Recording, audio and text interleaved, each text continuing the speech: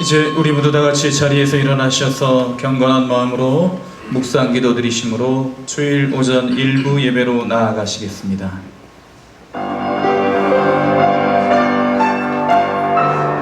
만유의 주 찬양하라. 모든 나라들아 주를 찬양하라. 찬양해 주를 찬양하라. 아멘. 아멘. 오직 여호와는 그 성전에 계시니 온 땅은 그 앞에서 잠잠할지니라. 하나님은 영이시니 예배하는 자가 영과 진리로 예배할지니라. 아멘.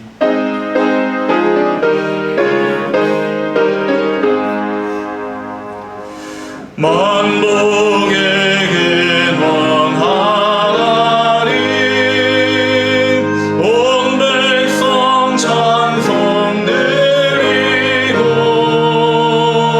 저 천사여 찬송하세. 찬송 성부 성자 성령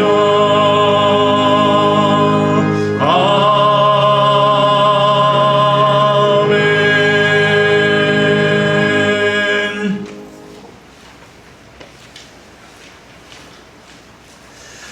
그러므로 내가 너희에게 이르노니 목숨을 위하여 무엇을 먹을까 무엇을 마실까 몸을 위하여 무엇을 입을까 염려하지 말라.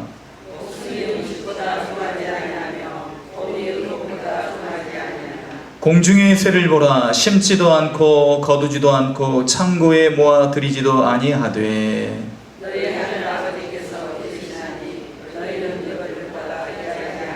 너희 중에 누가 염려함으로 그 키를 한 자라도 더할 수 있겠느냐. 들의 백합화가 어떻게 자라는가 생각하여 보라. 그러므로 염려하여 이르기를 무엇을 먹을까 무엇을 마실까 무엇을 입을까 하지 말라.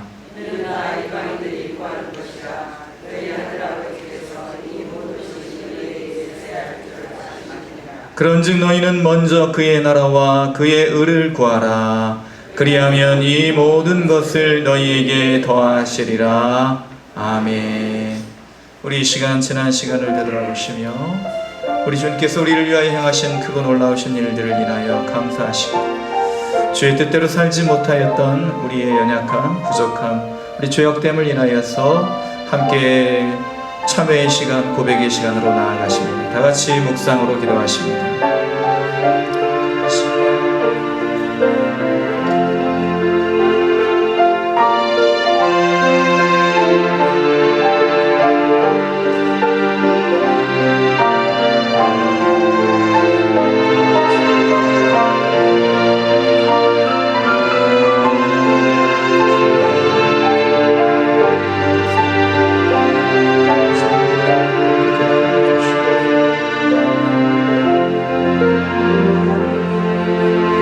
오호라 나는 곤고한 사람이로다. 이 사망의 몸에서 누가 나를 건져내랴. 우리 주 예수 그리스도로 말미암아 하나님께 감사하리로다.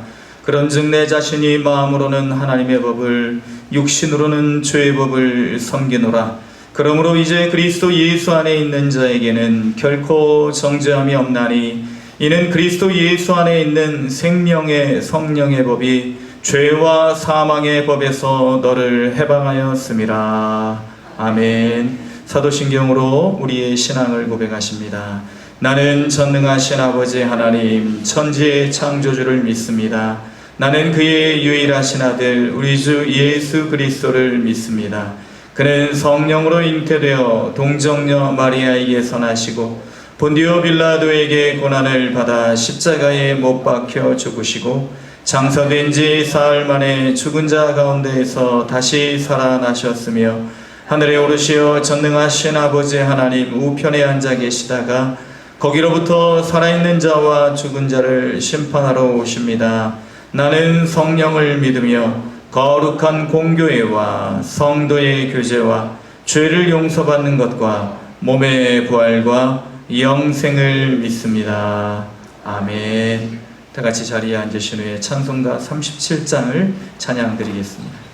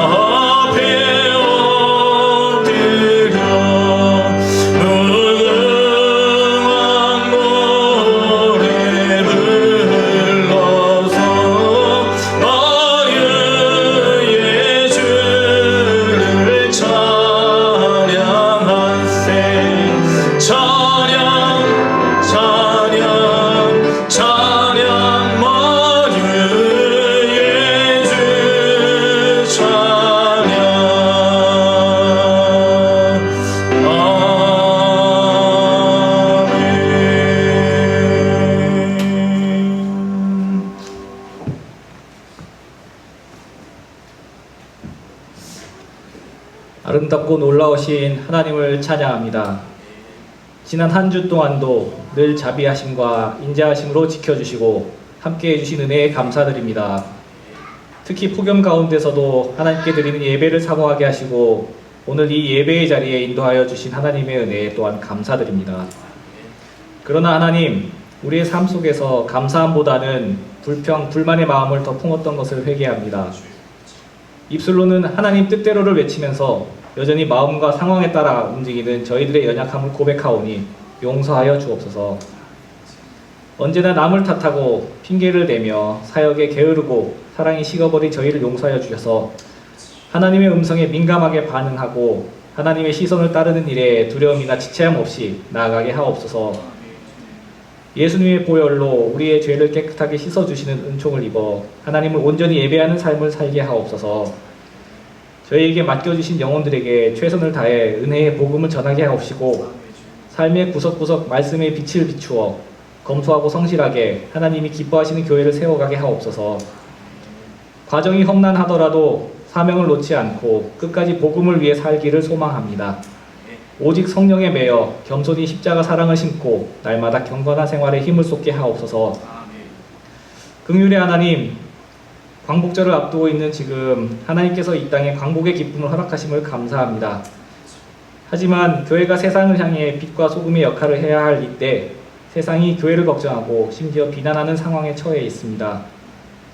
조국의 광복이 있기까지, 믿음의 결실이 맺히기까지 눈물과 피를 쏟은 믿음의 선배들의 기도가 헛되지 않도록 교회가 교회될 수 있도록 회복하여 주옵시고, 저희가 세상을 향한 중보자가 되어 깨어 기도하는 자들 되게 하옵소서.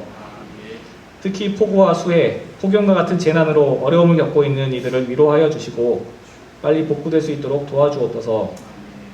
전 지구적인 기후 위기를 막기 위해 모든 사람들이 하나님이 창조주이심을 인정하고 겸손하게 함께 기도하며 힘과 지혜를 모을 수 있도록 인도하여 주옵소서.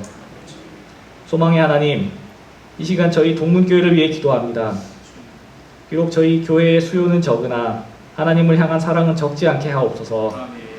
믿음의 깊이를 더하여 주시고 늘 말씀으로 새로워지는 교회 되게 하옵소서.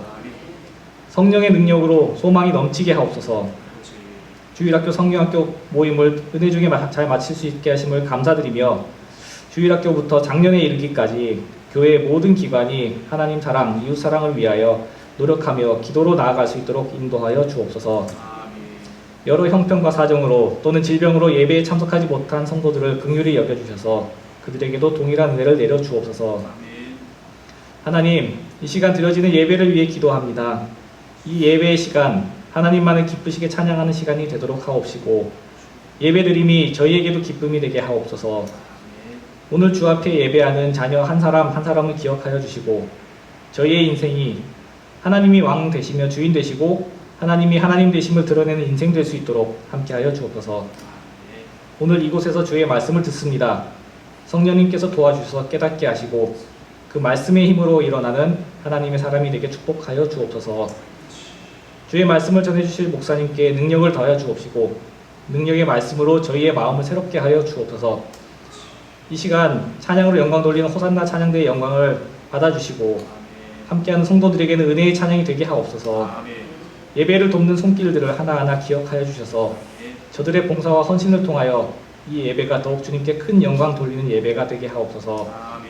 지금 드려지는 이 예배가 온전히 주님께만 영광 돌리는 시간 되길 원하오며 우리의 기쁨 되시는 예수 그리스도의 이름으로 기도드리옵나이다. 아멘.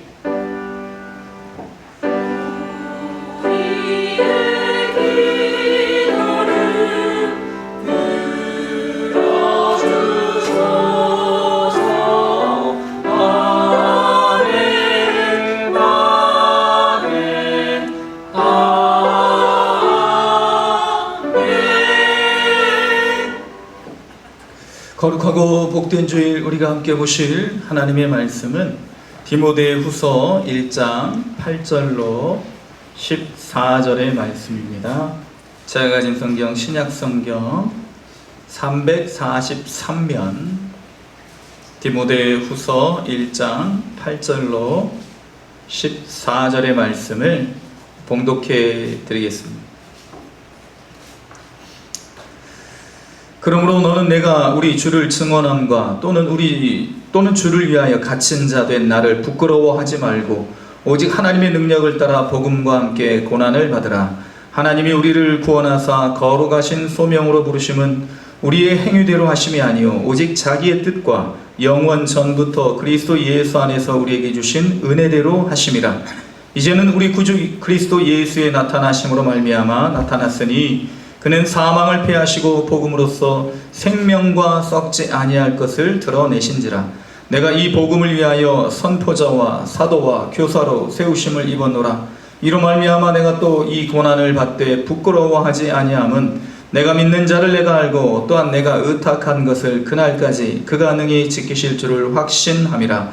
너는 그리스도 예수 안에 있는 믿음과 사랑으로서 내게 들은 바 바른 말을 본받아 지키고 우리 안에 거하시는 성령으로 말미암아 내게 부탁한 아름다운 것을 지키라. 아멘.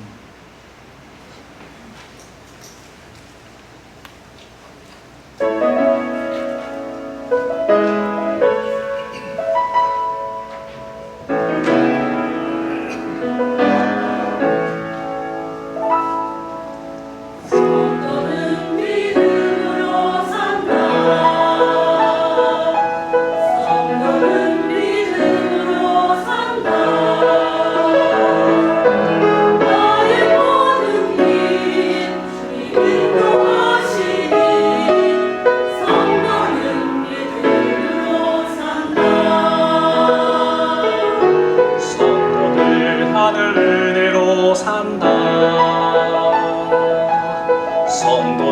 하늘 은혜로 산다.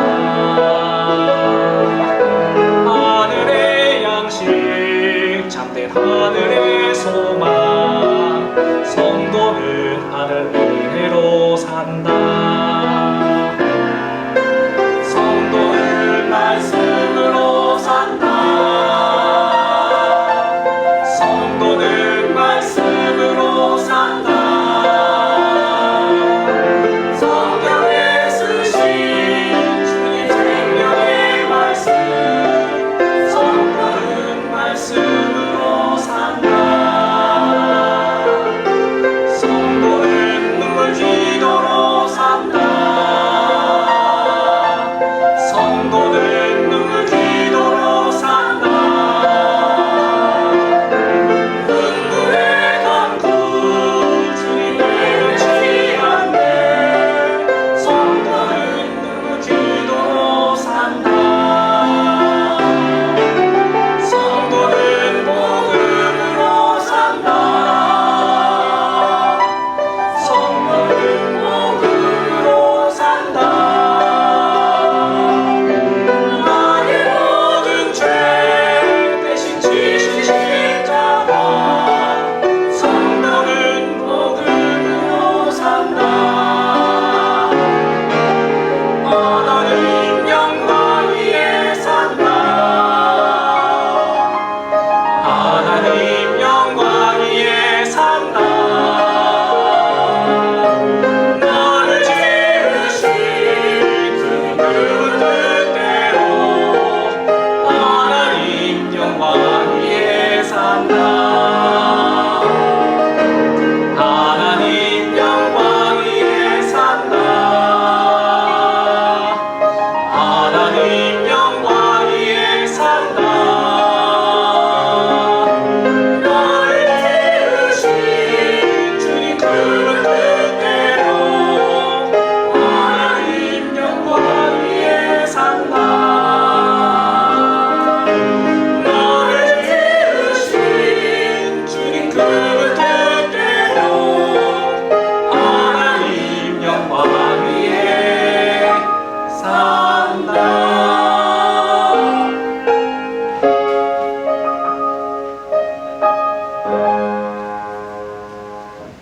아멘. 바울은 다메섹 도상에서의 회심 후에 평생을 독신으로 복음 전도자로 살다가 말년에 로마의 감옥에 갇히게 됩니다. 사도행전 28장 20절 말씀을 보면 이스라엘의 소망으로 말미암아 내가 이 쇠사슬에 매인 바 되었노라. 그 말씀이 곧 바울이 로마에서의 이른바 1차 투옥 감옥에 갇히는 사건을 설명하고 있는 것입니다. 이때가 AD 61년에서 62년경에 그렇게 옥에 갇히게 되는데, 우리가 생각하는 그러한 감옥이 아니라 가택연금 수준에서 그렇게 갇히게 되었고, 여기에 이제 사람들의 면회가 자유롭다 보니까 사도행전 28장 30절 말씀을 보면 바울이 온 이태를 자기 셋집에 머물면서 자기에게 오는 사람을 다 영접하고 하나님 나라를 전파하며 주 예수 그리스도에 관한 모든 것을 담대하게 거침없이 가르치더라. 그래서 이 감옥에 가택연금 되어 있으면서도 오는 사람들에게 계속해서 복음을 전하다가 잠시 노임을 받게 됩니다. 그래서 63년부터 66년까지 그렇게 노임을 받게 되는데, 이때 어디로 가게 되냐면 저 서바나, 성경에는 서바나라고 되어 있고 정식 명칭은 스페인 땅끝, 이제 유럽의 땅끝이 바로 이제 스페인 아니겠습니까? 그래서 이제 스페인에 그토록 가고 싶었던 스페인에 가서 복음을 한 4년 동안 전하다가 다시 이제 로마에서 복음을 전하게 되었는데, 그때가 바로 이제 네로 황제의 치세 하에 있다가 그렇게 다시 2차 로마 감옥에 투옥되게 됩니다. 이때가 바로 67년에서 68년인데 67년, 68년에 마지막 감옥 생활을 하고 68년도에 AD 68년도에 목이 베어서 순교를 하게 된다는 것입니다. 그래서 이 디모데 전서가 이 자유의 몸에 속해 있을 때, 그러니까 잠시 1차 투옥과 2차 투옥 이 사이 4년 동안의 자유의 몸이 되었을 때에 디모데에게 보낸 편지가 디모데 전서라면, 디모데 후서는 오늘 저희들이 읽은 본문이 속해 있는 디모데 후서는 바울이 67년, 68년 이제 죽음을 앞두고 이제는 내가 끝이구나, 관제와 같이 이제 부음을 당할 때가 됐구나, 내 장래가 멀지 않았구나 하고 그런 것을 직감하고 디모데에게 최후로 보낸 편지가 바로 디모데 후서입니다. 그래서 이와 같이 디모데에게 보낸 편지는 일종의 옥중서신이면서 유언서라고 할 수가 있겠습니다. 그래서 1차 감옥에 투옥되었을 때 우리가 흔히 알고 있는 감옥에서 쓴 서신이라 해서 옥중서신, 에빌, 골빌 이렇게 저는 외웠습니다. 에베소서, 빌립보서, 골로새서, 빌레몬서, 이 네 가지의 서신을 옥중서신이라고 하지만 제가 볼 때는 진정한 옥중서신은 바로 이 디모데 후서라고 할 수가 있겠습니다. 이 디모데 후서를 쓰면서 바울은 가장 보고 싶었던 사람이 누구인지를 밝히고 있습니다.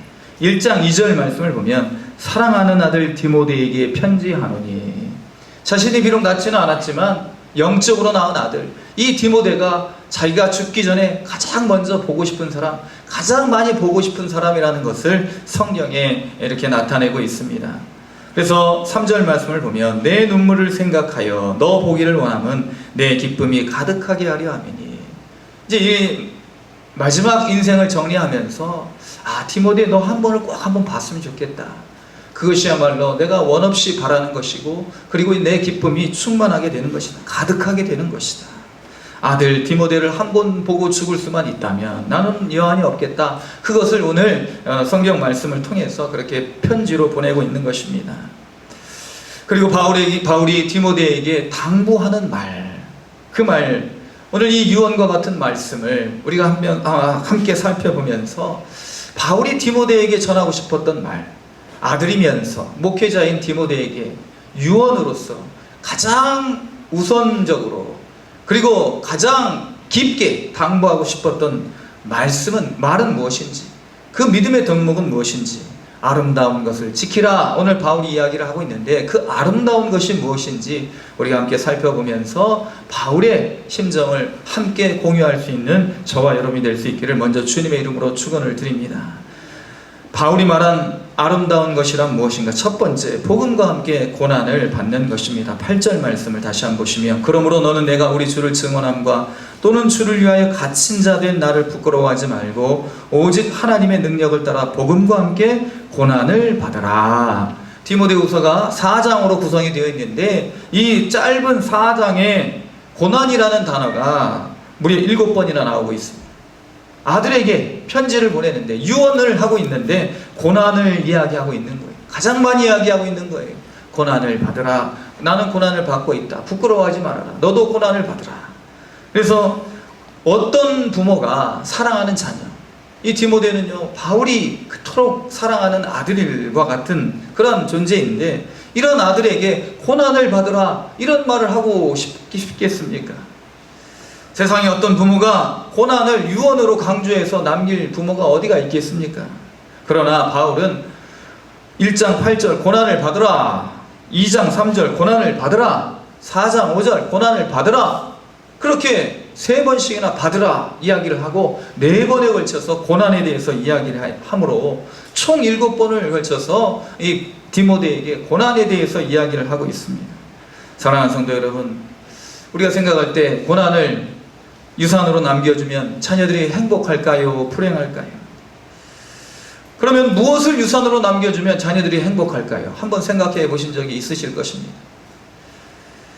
일전에 소개해드렸던 그냥 살자라는 책을 저술하신 신영철 박사, 이분이 이제 소챕터 중에, 소주제 중에 자녀에게 물려줘야 하는 것이라는 제목으로 또 글을 썼어요. 그러니까 이 책 가운데에 짧은 글이 이제 그런 글이 있다는 것입니다. 소제목이 자녀에게 물려줘야 하는 것, 과연 무엇일까? 그래서 이제 이 자녀에게 물려줘야 하는 것을 이야기하면서 자신의 이제 그 스승인 이시영 박사님, 이분도 이제 정신과 의사신데 이분이 쓴 세로토닌 하라라는 책을 인용을 하는 거예요. 그래서 인간의 뇌 속에는 수많은 신경 전달 물질이 있는데 그 중에서 이제 인간의 마음 정서와 관계된 신경 전달 물질이 3가지가 있다고 합니다. 도파민, 노드 아드레날린, 그 다음에 세로토닌. 우리 전문가가 여기 계셔서 참 제가 좀 약간 좀 이렇게 떨립니다. 그래서 도파민이 무엇인가? 쾌락에 관계된 신경 전달 물질이라고 하죠. 그래서 이제 뭔가 이렇게 재밌는 일을 할 때, 뭔가 이제 영어를 동원하자면 exciting한 그런 일들 할 때, 막 신나는 일을 할 때, 특히 이제 또 이제 도박이나 뭐 이런 어떤 쾌락과 관계된 일을 할 때 이 도파민이 나온다고 해요. 그래서 이제 이 도파민이 나오면 기분이 좋아지는 거죠. 근데 문제는 뭐냐? 이 도파민이 중독성이 강하다는 거예요. 그래서 이 도파민에 너무 의존하다 보면 이제 중독이 된다는 거죠. 마약을 하게 되고, 막 이 쾌락을 더 누리기 위해서, 더 짜릿한 느낌을 느끼기 위해서 이 도파민이 신경 전달 물질을 이제 막 하기 위해서 이제 막 그런 어떤 더 막 자극적인 일을 하다 보면 중독에 빠질 수가 있다는 것입니다. 이 노드 아드레날린은 무엇인가? 이제 긴장, 적절한 긴장감. 그래서 우리가 이제 시험 기간이 닥쳐오면은 아이들이 막 긴장을 해요. 긴장을 하는 것이 너무 당연한데 어떤 아이들은 너무 긴장을 푸는 아이들이 있어요. 이런 아이들은 시험과 달관한 아이들이죠. 시험은 시험이고 나는 나다. 이제 적당히 긴장이 있어야만 과업을 수행할 수가 있는데 이런 어떤 긴장과 각성, 적당한 스트레스가 있었을 때에 나오는 물질이 노르아드레날린이라고 합니다. 노르아드레날린. 그래서 이런 이제 과제 수행이나 이런 것에 도움을 주지만 이런 것이 너무 막 이렇게 많이 발산이 되고 보면 이제 과도한 공격성으로 이제 나타날 수가 있다는 거예요. 요즘 막 묻지마 살인 있죠? 칼부림 있죠? 이런 아이들이 이제 청년들이 막 이런 어떤 너무 긴장하고 너무 불안해하다 보니까 이런 것들이 공격성으로 나타나는 것 아니겠습니까? 그래서 이 도파민, 쾌락의 그 신경 전달 물질, 그리고 노르아드레날린, 이 물질, 이것이 이제 적당히 이렇게 조화롭게 그렇게 이제 이 전달 물질이 나와야 되는데 그것을 조절하는 것이 바로 세로토닌이라는 거예요. 공격성과 중독성을 잘 조절해 평상심을 유지하게 하는 이런 것이 있다는 거예요. 그래서 이제 이야기를 하면서 이제 신영철 박사 이야기는 뭐냐면 문제는 그래서 이 세로토닌을 어떻게 하면 증가시킬 것인가. 그래서 쾌락과 어떤 그런 노르아드레날린 이런 것들을 잘 조화롭게 그렇게 유지시켜 가면서 살아갈 수 있을까? 세로토닌이라는 물질을 어떻게 하면 더 많이 증가시킬 수 있을 것인가? 그래서 이 박사의 이야기는 작은 일에 행복을 느끼며 사는 것이 바로 세로토닌을 증가시키는 일이라고 그렇게 이야기를 합니다. 작은 일에 행복을 느끼며 사는 것. 그러면서 이제 이게 제목이 그거잖아요. 자녀에게 물려줘야 할 것. 세로토닌이 아니라 그럼 이런 작은 일에 행복함을 느끼며 살아가는 모습을 자녀들에게 보여주는 것이야말로 가장 훌륭한 유산이다. 이제 바로 이런 결론적인 이야기예요. 그래서 이제 이 책에서 이야기를 합니다. 아들아, 딸아, 늘 행복하지는 못했던 아버지라도, 우리 어머니라도, 아빠 인생도 참 피곤할 때가 많았단다. 지치고 힘들고 넘어져 좌절할 때도 참 많았지. 그러나 그럼에도 불구하고 세상은 참 살만한 곳이란다. 아빠는 그럼에도 행복하게 살았다. 그러니까 무슨 말이냐면 힘들고 어려운 상황을 잘 극복해 나가는 것을 보여주는 것이야말로 부모님이 자녀에게 물려줄 수 있는 가장 큰 유산이라는 거예요. 그래서 늘 기쁨에 차 있는 환한 웃음만을 보여줄 수 없으니, 지치고 힘들어 좌절하는 모습도 보여줄 수 있으니, 그러나 그러한 상황 속에서 좌절을 딛고 일어나는 부모의 모습, 그러한 상황 속에서 작은 행복을, 기쁨을 누리며 살아가는 그 부모님의 모습을 바로 자녀들에게 물려줄 수 있는 가장 위대한 유산이라는 거예요. 일견 이게 좀 동감이 되지 않습니까? 고난을 딛고 일어서는 모습을 보여주는 것이 위대한 유산이라는 거죠. 왜냐하면 누구나 고난 없는 삶은 없기 때문인 것입니다. 세상에 어떤 그런 의학의 기준으로 볼 때도 이러한 삶이 참 우리에게 필요한 삶이라고 본다면, 오늘 바울은요 디모데에게 이야기를 하는 거예요. 아들과 같은 디모데에게 갇힌 자 된 나를 부끄러워하지 말아라. 오히려 고난을 받으라고 이야기를 하는 것입니다.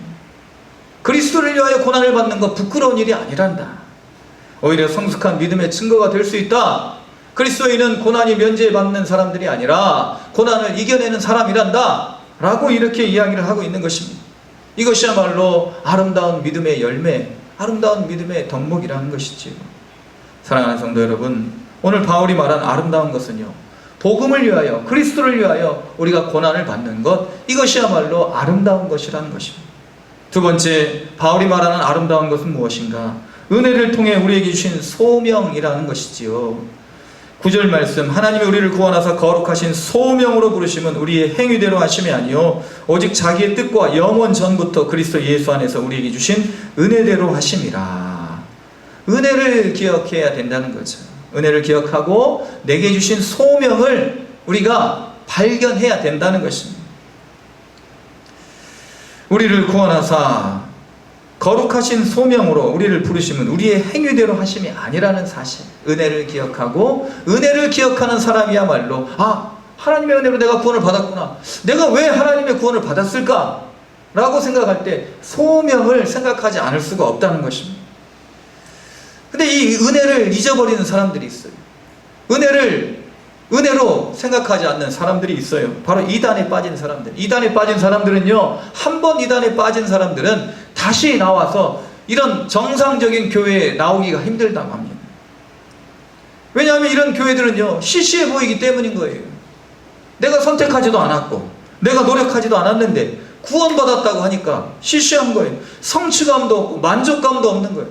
내가 선택해야 되고 내가 먼저 노력해서 내가 열심으로 구원을 받았다고 한다면 내 성취감도 있고 만족감도 있는데 그냥 주었다, 그냥 구원받았다고 하니, 그냥 주어졌다고 하니 시시한 거예요. 하찮은 거예요. 그리고 이제 예수 믿는 사람들 보니 자기보다 다 한심해 보이는 거죠. 정말 그러하겠습니까? 많은 그런 안경, 자기만의 안경, 자기만의 세계관으로 모든 세상을 보니 그렇게 보이는 거예요. 잼버리 대회에서 우리 세계 각국의 4만여 명의 학생들이 와서 그렇게 야영을 했습니다. 온갖 여러 가지 이제 고난이 있었죠. 어른들이, 속 없는 어른들이, 철 없는 어른들이 그렇게 이야기를 합니다. 원래 잼버리는 그렇게 고생하는 것이라. 자기 자녀가 거기 있었으면 그렇게 이야기할 수 있겠습니까? 최수근 상병, 이제 고 최수근 상병, 해병대 입대했다가 그렇게 얼마 안 있어서 금리에 휩쓸려 이제 실종자 수색을 하다 금리에 휩쓸려 죽지 않았습니까? 그런데 지휘관들이요, 해병대 정신으로 들어가라고 했던 거예요. 구명조끼도 안 입히고. 자기 자녀 같으면 그렇게 구명조끼 안 입히고 들어가겠냐는 말이에요. 자기 생각으로, 자기 주관으로 세상을 보고 사람을 대하니 사고가 나는 것 아니겠습니까? 복음을 살라, 수요일날 말씀을 우리가 나눴지만 마틴 로이드 존스 목사님이 이렇게 이야기를 합니다. 복음을 살라라는 책에서 마틴 로이드 존스 목사님의 이야기를 인용을 하는데, 이 목사님이요 이렇게 얘기를 합니다. 자아가 자신에게 말하게 놔두지 말고 자신이 자아에게 말하게 해야 한다. 그러니까 자아가 자신에게 말하게 하지 말고 자신이 자아에게 말하게 해야 한다는 거예요. 그러니까 내 어떤 자기 중심적인 생각, 이 자동으로 이루어지는 그런 부정적인 생각, 이런 것들, 자아죠.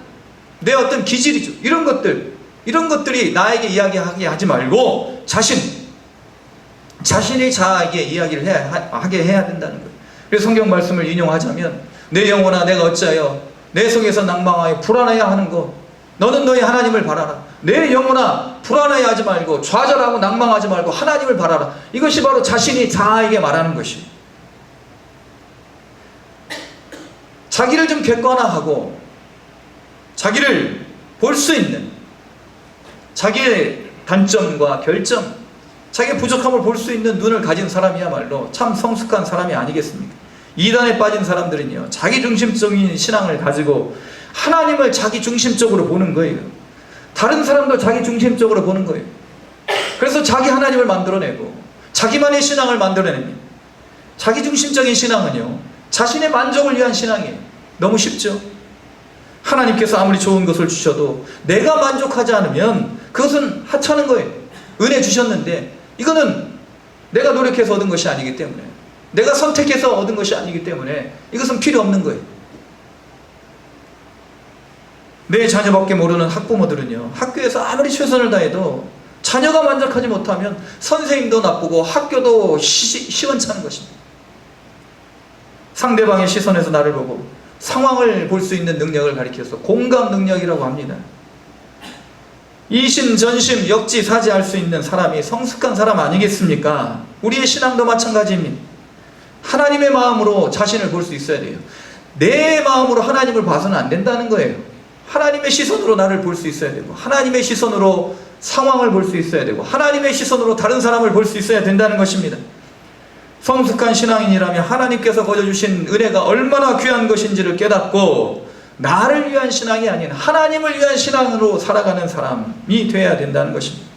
은혜가 귀하다고 생각하는 사람, 은혜로 부름받았다고 생각하는 사람은 소명을 하나님이 기뻐하시는 일이 무엇일까?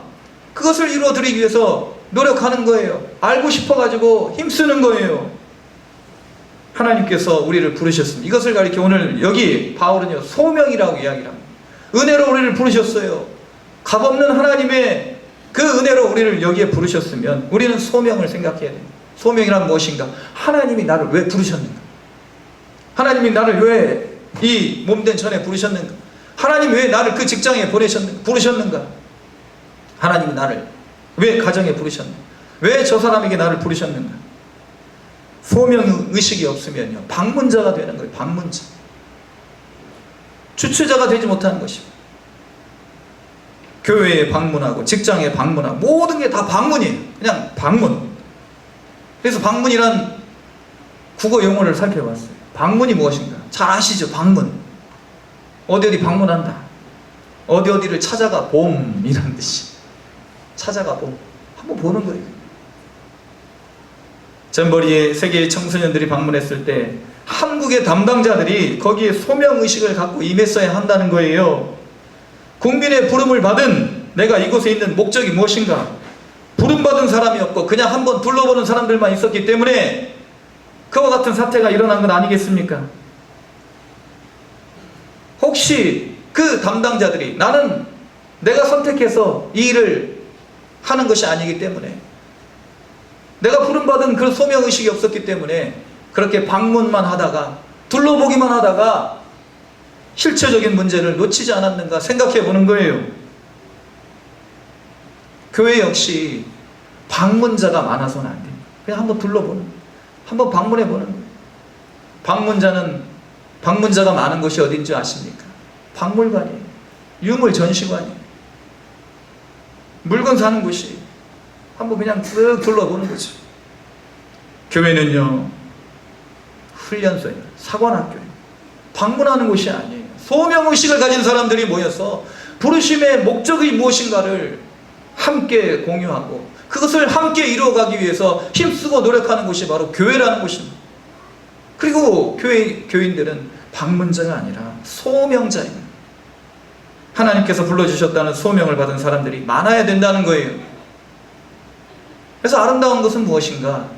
은혜를 기억하고 소명의식을 늘 붙드는 사람들. 붙드는 것, 그것이 바로 아름다운 것이. 교회가 됐든 나라가 됐든. 세 번째, 아름다운 것이 무엇인가? 복음을 끝까지 전하는 것입니다. 복음을 끝까지. 10절 말씀. 이제는 우리 구주 예수 그리스도의 나타나심으로 말미암아 나타났으니 그는 사망을 패하시고 복음으로써 생명과 썩지 아니할 것을 드러내신지라. 내가 이 복음을 위하여 선포자와 사도와 교사로 세우심을 입었노라. 복음이란 무엇입니까? 오늘 여기 나타나 있어요. 10절 말씀. 복음이란 무엇인가? 복음이란 무엇인가? 기쁜 소식이. 이 소식을 들으며 기뻐져야 되는 거예요. 예수 그리스도께서 나를 위해 죽으시고 예수 그리스도께서 나를 위해 살아나신 것, 이것이 바로 복음입니다. 가장 간단히 표현한 거예요. 10절 말씀에도 그렇게 나와 있습니다. 그는 사망을 패하시고 나를 위해 죽으시고 그 다음에 복음으로써 생명과 썩지 아니할 것을 드러내신지라. 부활을 드러내신지라. 십자가에서 죽으시고 무덤에서 부활하신, 이것이 바로 복음이에요. 그래서 이를 위하여서 나는 여러 모양으로 세우심을 받았다는 것입니다. 12절 말씀, 이로 말미암아 내가 복음을 전하는 것으로 말미암아 내가 이 고난을 받되, 이 고난을 받되 부끄러워하지 아니하면 내가 믿는 자를 내가 알고 또한 내가 의탁한 것을 그날까지 그가 능히 지키실 줄을 확신합니다. 고난을 받아도 부끄럽지 않아요. 우리가 가진 것이 없어도, 배운 것이 없어도 부끄럽지 않은 것은 우리가 복음을 전하는 전도자가 되기 때문인 것입니다. 바울은요, 이러한 고백을 성경 여러 군데에서 고백을 하고 있습니다. 빌립보서 1장 20절, 나의 간절한 기대와 소망을 따라 아무 일에든지 부끄럽지 아니하고, 아무 일에든지 부끄럽지 아니하고, 오직 전과 같이 이제도 온전히 담대하여 살든지 죽든지 내 몸에서 그리스도가 존귀되게 하려 하나니. 내 몸에서 존귀되게 하려. 예전에 한번 말씀을 드렸지만 자신을 쥐라 생각한 청년 이야기 아시지요? 이제 자신을 쥐라 생각한 청년이 쥐의 정체성을 가지고 이제 정신과 의사 선생님에게 가서 상담을 합니다. 고양이가 무섭다는 거야. 내가 쥐라고 생각해. 자신이 쥐라고 생각해. 이 길 가다가 고양이만 보면 이제 무서워서 벌벌 떠는 거예요. 당신은 쥐가 아닙니다. 해가지고 이제 그렇게 이제 치료를 받았어요. 잘 받고 마지막 이제 치료 받고 나가는데 나가다가 물어보는 거예요. 의사 선생님. 나는 이제 내가 쥐라고 생각하지 않는데 고양이들이 나를 쥐라고 생각하면 어떡하지? 다른 사람의 시선, 이것에 매여 있는 거예요. 그러면 늘 부끄러울 수밖에 없는 거지. 우리는 복음에 매인 사람이 되어야 될 줄로 믿습니다. 기도도 그랬죠. 성령에 매이고 교회에 매이고, 우리가 매여 있어야 될 것에 매여 있지 않으면 다른 것에 매여 있는 거예요. 이걸 이렇게 중독이라고 하는 거예요. 바울은요, 옥에 갇혔지만 복음 안에 자유했기 때문에, 하나님 안에서 자유함을 누리고 있기 때문에 결코 부끄러워하지 않았습니다.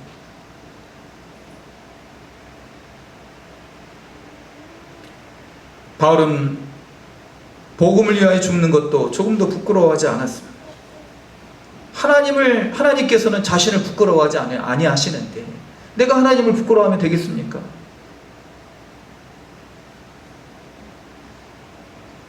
바울은 로마서 1장 16절, 내가 복음을 부끄러워하지 아니하노니 이 복음은 모든 믿는 자에게 구원을 주시는 하나님의 능력이 됨이라. 하나님의 능력이 바로 복음이라니. 행여나 교회 다니는 거 들킬까 봐 그렇게 전전긍긍하는 모습, 우리 하나님 보실 때 야, 그렇게 부끄럽냐?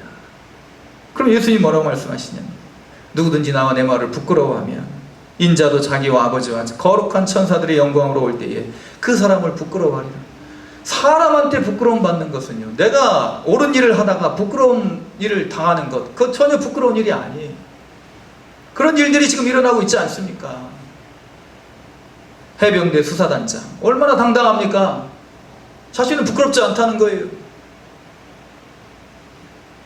의로운 일을 했기 때문에.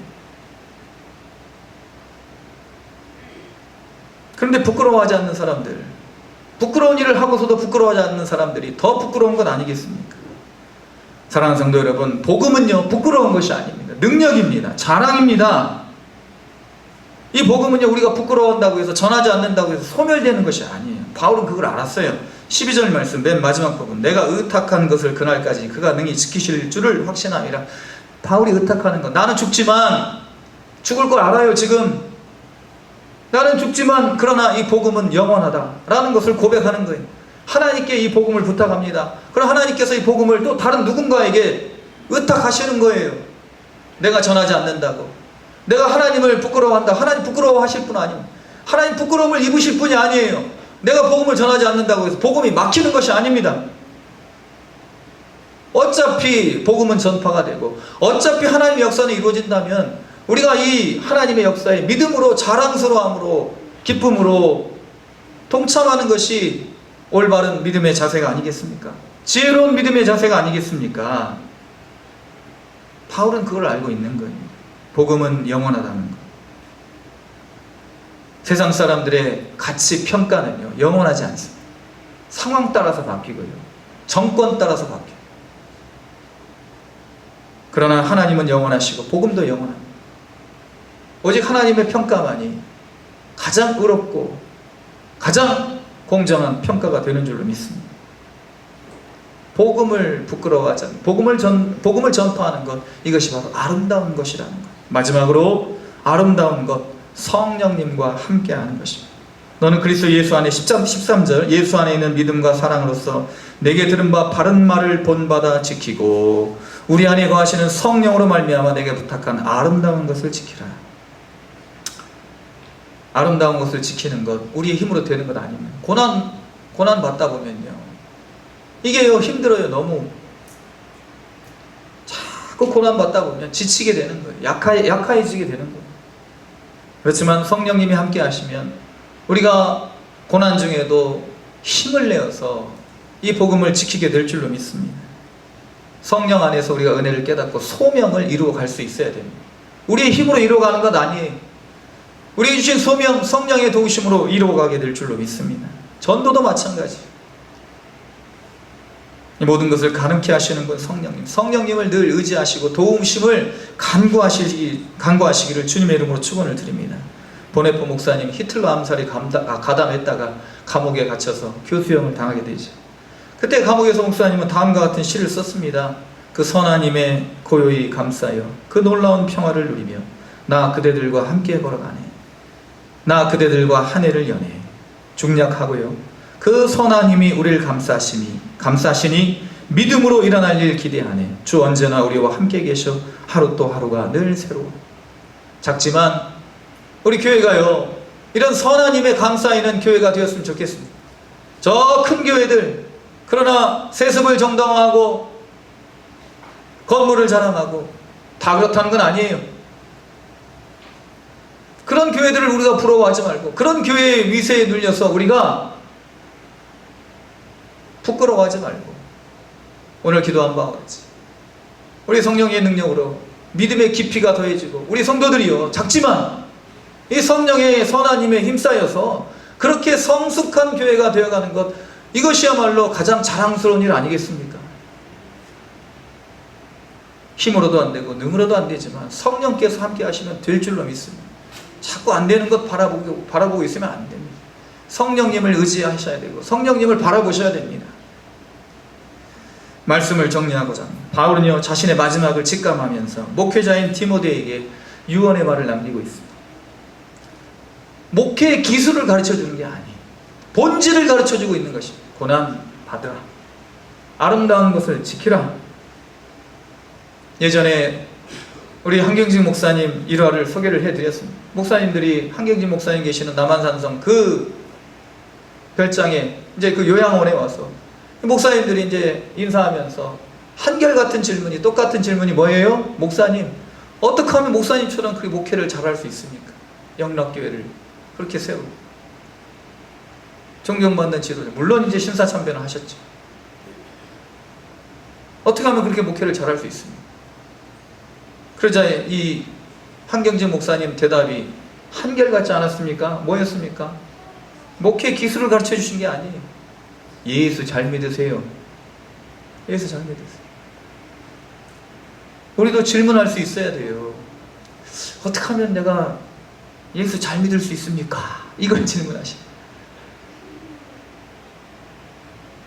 성령으로 말미암아 아름다운 것을 지키라. 바울이 오늘 디모데에게 준 이 유언이 오늘 우리에게 교훈이 됩니다. 이것이 바로 우리 아름다운 믿음의 그런 덕목들이 되어서 아름다운 사람으로 이 땅을 살아가시는 저와 여러분이 될 수 있기를 주님의 이름으로 축원을 드립니다. 기도하시겠습니다. 거룩하신 하나님 아버지, 지켜야 할 것은 지키지 못하고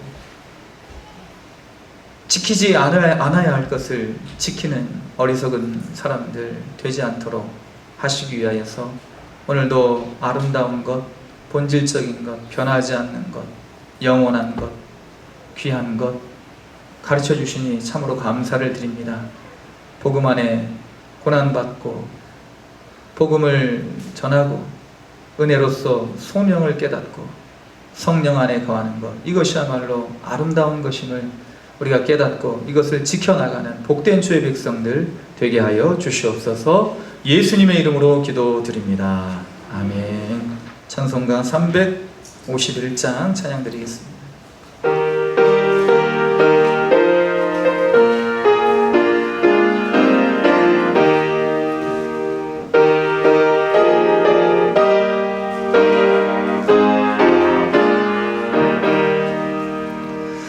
믿는 사람들은 주의 군사리 앞서가신 주를 따라갑시다. 우리 대장 예수 길을 들고서 쫓아가는 곳에 가신 것 보라. 믿는 사람들은 주의 군사리 앞서가신 주를 따라갑시다. 원수와 이 모두 쫓겨가기는 예수 이름 듣고 겁이 납니다. 우리 찬송 듣고 지옥 돌리는 형제들아 주를 찬송합시다. 믿는 사람들은 주의 군사리 앞서가신 주를 따라갑시다. 세상 나라들은 멸망당하나 예수 교회 영영 왕성하리라.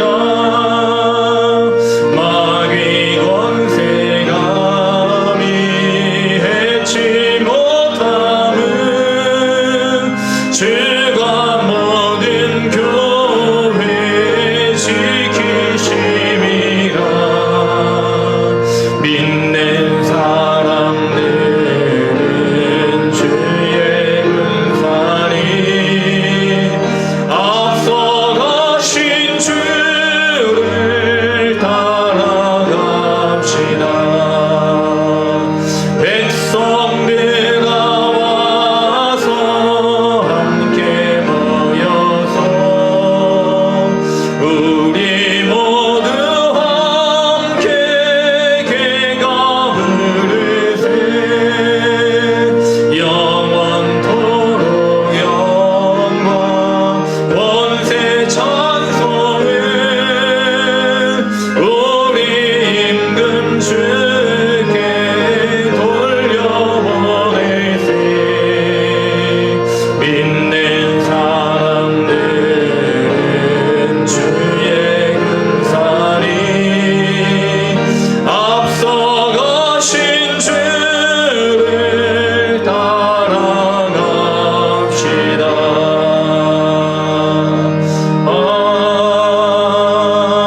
아멘.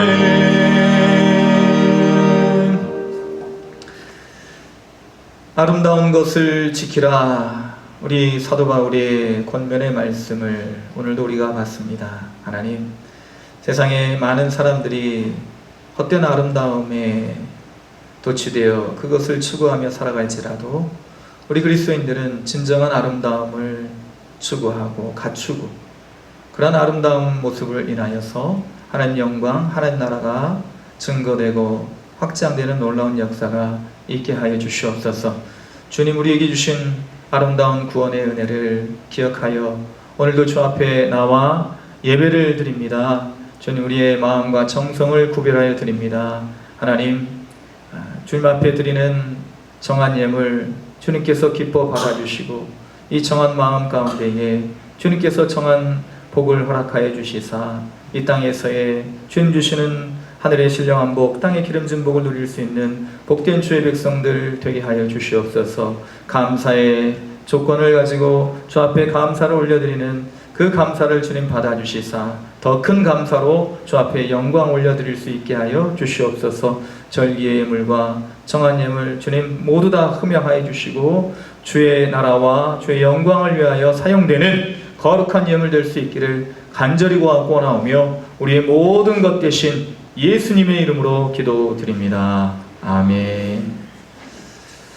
교회 소식 말씀드리겠습니다. 주보 뒷면을 참조해 주시기 바랍니다.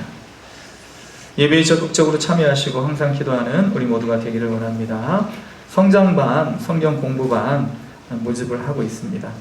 그래서 저한테 문의를 해주시고 문의를 안 하시면 제가 직접 문의를 한번 해보겠습니다.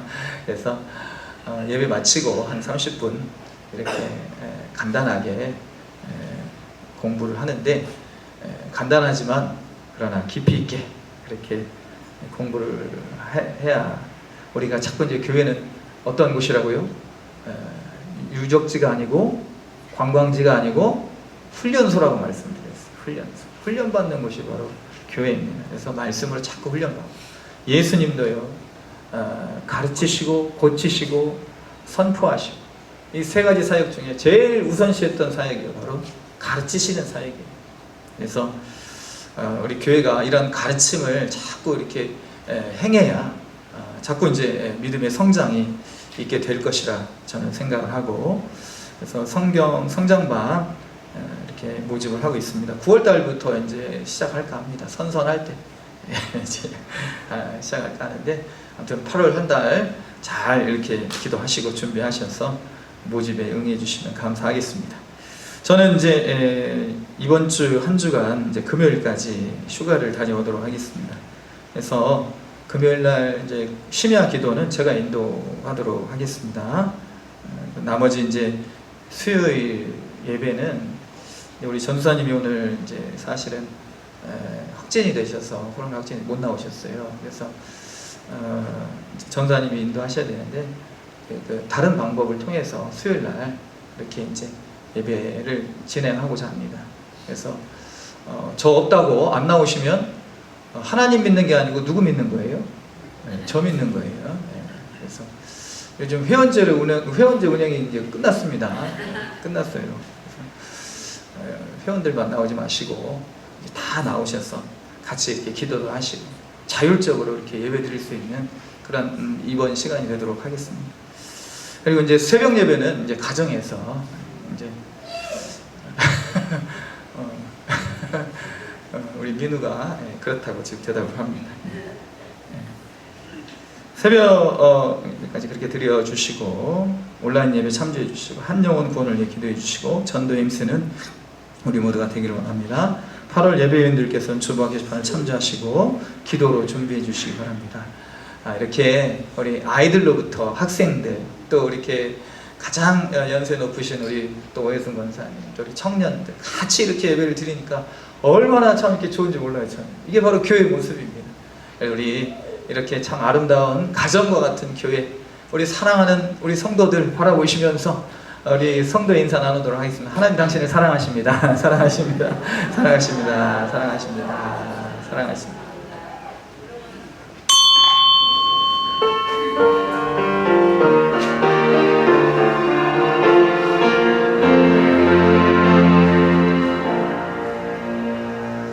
하늘에 계신 아버지 이름 거룩하사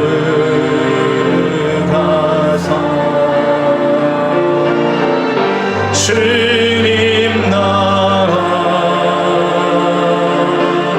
임하시고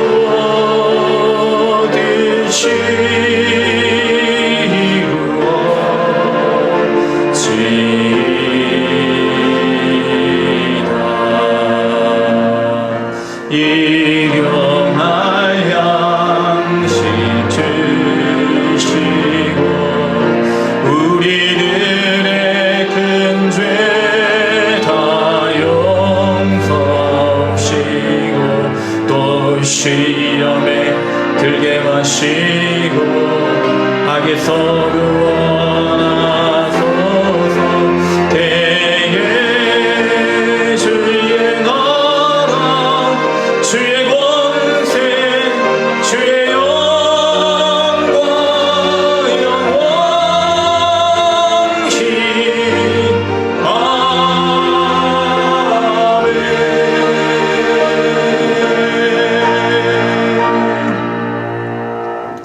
이제는 우리 주 예수 그리스도의 크신 은혜와 하나님 아버지의 극진하신 사랑하심과 성령님의 감동감화 충만 교통하시는 은혜가 아름다운 것을 알고 아름다운 것을 지키기 위하여 노력하며 힘쓰며 주님 오실 때까지 이 아름다운 것을 지킴으로 아름다운 사람으로 주 앞에 서기를 원하여 주 앞에 예배를 올려드린 또 믿음의 길을 걸어가기로 다짐한 사랑하는 성도들, 그 믿음의 결단과 발걸음 위에 사랑하는 성도들의 가정과 그 모든 삶의 자리 위에 또 우리 모든 환우들 위에 특별히 우리 주일학교 학생들 그 모든 삶의 자리 위에 머리머리 위에 지금부터 영원토록 함께 계시기를 간절히 축원하옵나이다. 아멘.